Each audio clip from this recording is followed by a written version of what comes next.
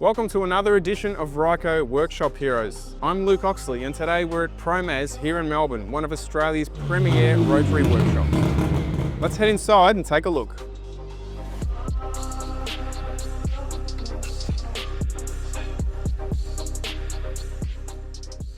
Simon, I thought a great place to start this video would be here in your engine room. Now, things have changed a lot in 20 years. Here's a great example of where you guys are at the moment. Yeah, that's right. I've got a couple of 20Bs here, billet pro plates, just got built and ready to be installed into cars. One in an RX-4 and one in an RX-7 FD. Yeah. So yeah, pretty cool.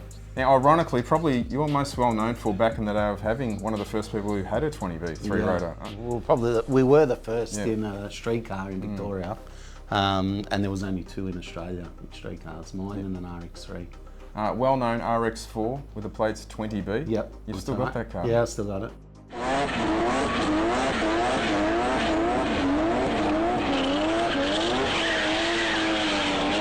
It's got a very similar engine to this actually, nice polished. Yeah, yeah, very similar. Yep. But no, none of these beautiful billet pro plates, unfortunately. But when I restore it, I'll definitely be putting them in. Now let's rewind a bit. How did you get into Mazdas? I just love the sound of them. Yeah. Yeah, they sound awesome.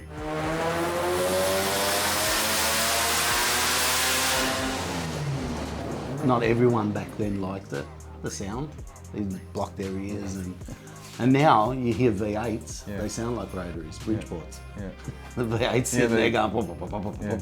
You know, so now it's changed a lot. Like it's unbelievable. Before they were cheap power and people that had them would just, you know, they were a cheap thing. I had one back in the day. It was a total nugget.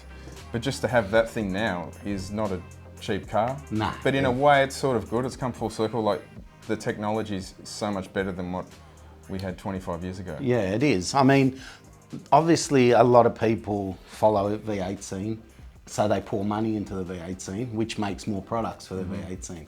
So that's happening a bit with the rotary market as well, where people, they've got their V8s, but they want their rotaries as well, or someone they knew had one and they went for a drive and they loved it, so they build one.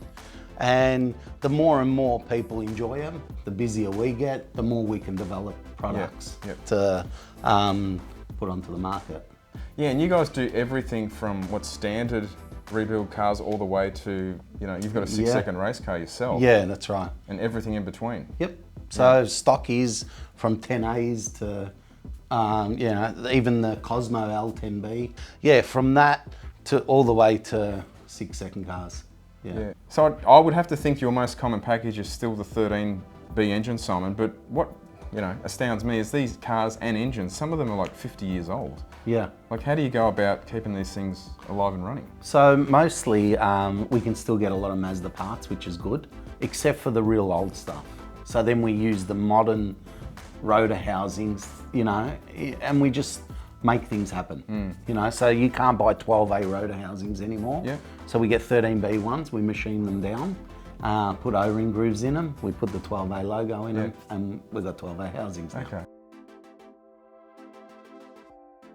Simon, this is a great example of where guys are going, what you were just touching on about modifying these cars. Tell us a little bit about this package. So this is a guy that owns a few Rotaries and he wanted an RX-3 in his fleet, let's say. So we've just put a Series 4.5 engine, started it'll make 500-600 horsepower with a Garrett G42 pretty easily. And it's pretty original, this car. Someone had done a rotisserie on it. It's a New Zealand car. He's sort of just keeping it all stock and just putting a nice little package in, Fuel-Tech ECU, some billet pro goodies, side mount alternator kit. Yeah, and this one's also got a bit of new tech and electronic throttle body. Yeah, so there's some guys that make an FD style plenum to suit the Series 4.5 inlet manifold. Now you fooled me because I just assumed this was an FD engine. That's right. Because I looked at the manifold, not the engine. Yeah, exactly.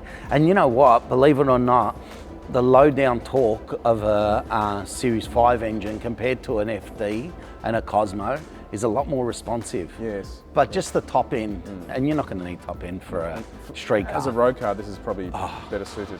Yeah, we find we get more power down low out of a Series 5 engine than we do out of the bigger port FD, and so this will feel amazing on the road. It'll feel really good. So here's one you're wiring at the moment, Simon. And like we were just touching on about the alternator. Here's a good example of where they sit. That's right. Factory. Yeah. So he's more than happy to leave it like that. Yep. This package, sort of this package, was in his 1300 many years ago that we built him, and then he's bought this RX3 coupe. He's got it painted, and then we pulled all the running gear out of his 1300, rebuilt the engine using Billet Pro plates. We put a Garrett G42 on there, a Promaz cooling system package, and yeah, this is all getting wired now. Yeah.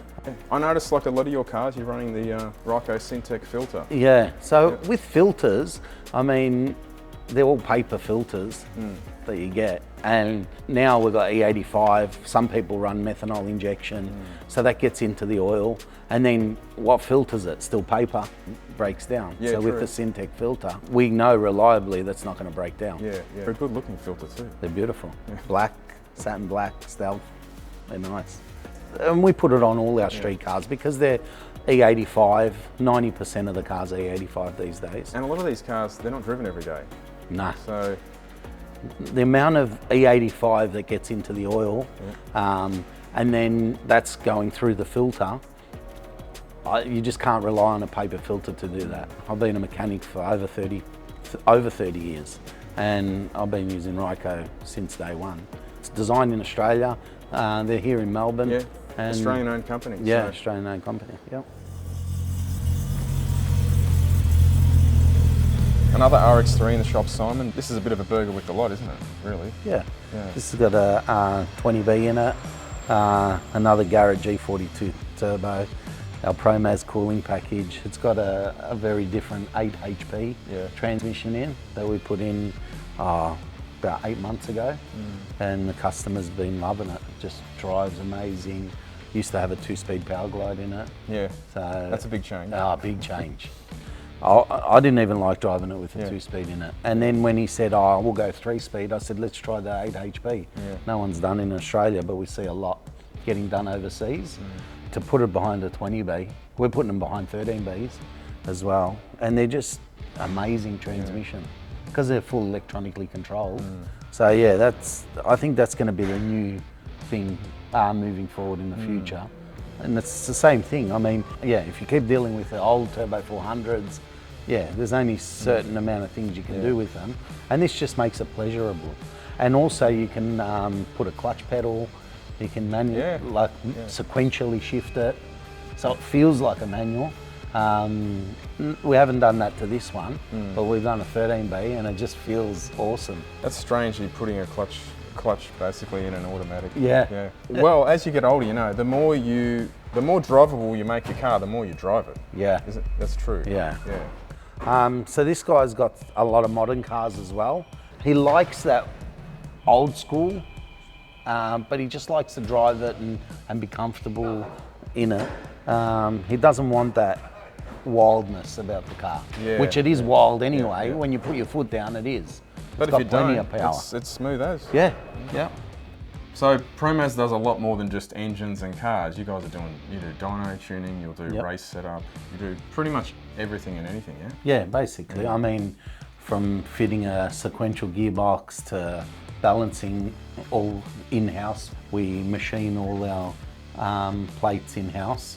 We've got lapping machines, we've got surface grinders, wash grinders. So we've got a lot of machinery that we don't have to outsource. Yeah, I noticed on the bench over there there's a fair few plates over there.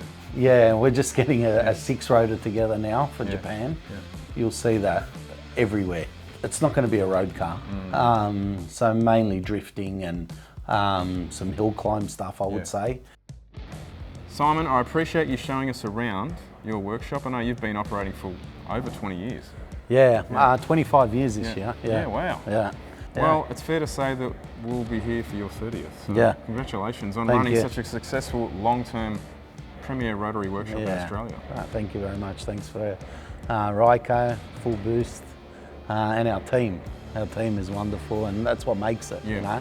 So without them, we wouldn't have all these beautiful packages, engines that you've seen, cars around, you know, and all this great work without our team.